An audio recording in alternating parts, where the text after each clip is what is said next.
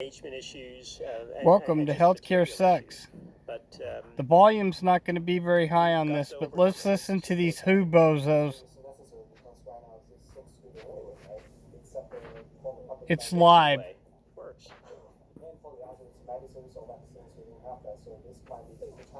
So let me say a word about that. With Ebola, we have a vaccine, right? But it's not going to replace case finding, contact tracing. Now, I don't know what the vaccine for this might look like. We have SARS, we have MERS, we don't have vaccines. We've got great candidates, but they're not out there working. They're coronaviruses, right?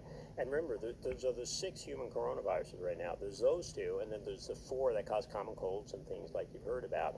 We're not great at coronavirus vaccines. I mean, the whole world of people in the world of coronavirus vaccines are going to slaughter me because they're going to say we are great, we're just not using them.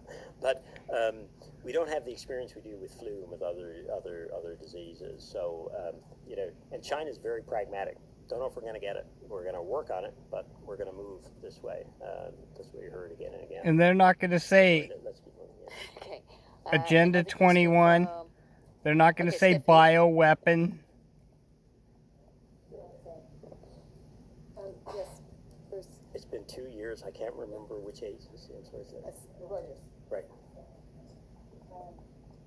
Thanks. I wonder if I could draw you, please, on infections among healthcare workers. Sure. What you're seeing in hospitals. You're in 3 provinces.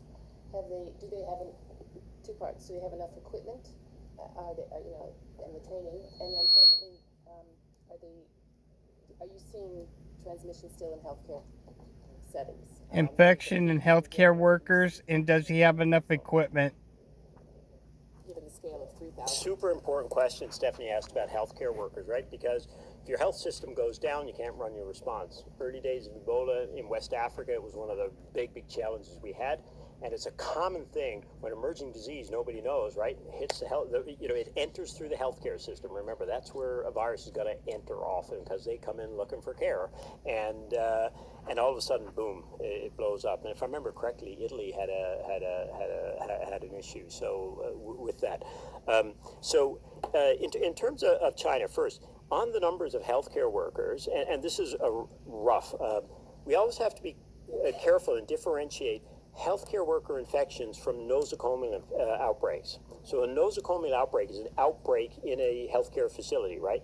And that can be patients infecting healthcare workers, patients infecting other patients. I mean, there can be different ways it works. And when you look at healthcare workers, people often think, oh, that's an outbreak there.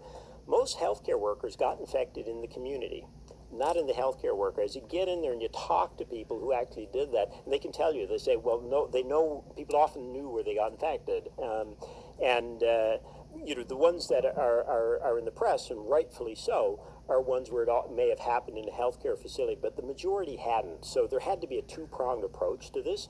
First was making sure that you run your COVID facilities safe, and frankly, that was being addressed relatively early on. Oops. But then remember, I told you, so that's your COVID hospital, right? And this is your hospital for regular care.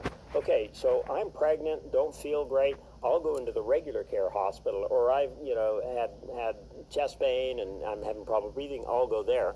And you go into the regular hospital and you've got, in fact, you've got COVID. And so a number of the ones that were actually happening not in the COVID facilities, but they were happening in the regular facilities, Stephanie. So the first thing you always have to do in these is try and figure out who's getting infected, how are they getting infected, where are they getting infected, and then try and fix it. Again, everywhere we went, this was a top priority. And when you went in and looked at, okay, how are you managing infection prevention control, all of the basics about clean channels, dirty channels, were in place. The supplies now largely in place. Yeah, we never found anywhere, and there may still be some where people did say it was really tight, and there were periods where this was a real problem. But again, when you look at the distribution of the healthcare worker infections, most of them were much earlier in the outbreak.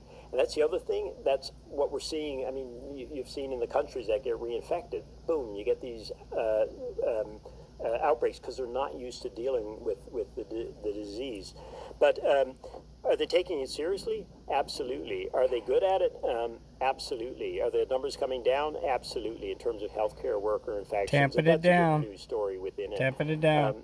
But it also highlights something that's a little bit different because, again, we think SARS, flu, right? But this doesn't cause. We haven't seen big nosocomial outbreaks like we have with the other diseases, right? So something's a bit different. You know, we're not seeing a lot of disease in kids. You know, look at flu.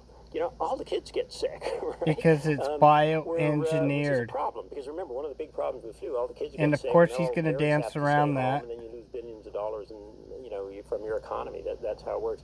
That doesn't happen with this disease.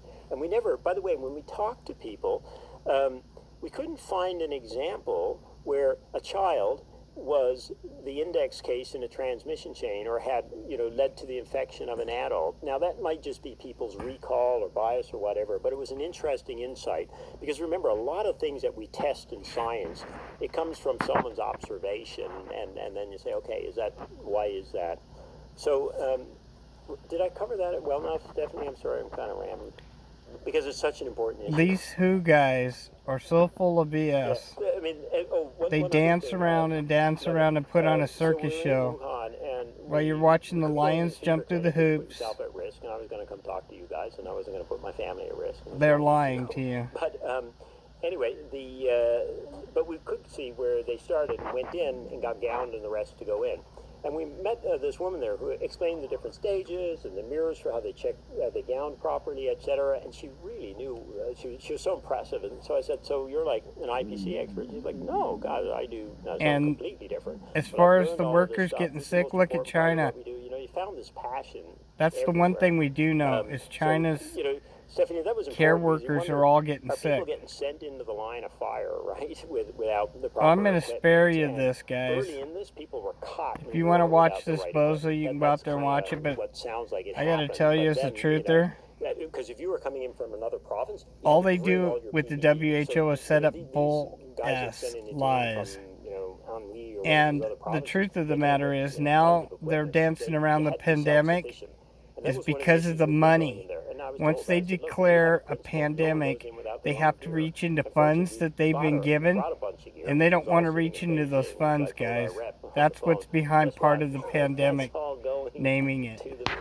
So with that, remember, healthcare sucks. Over and out.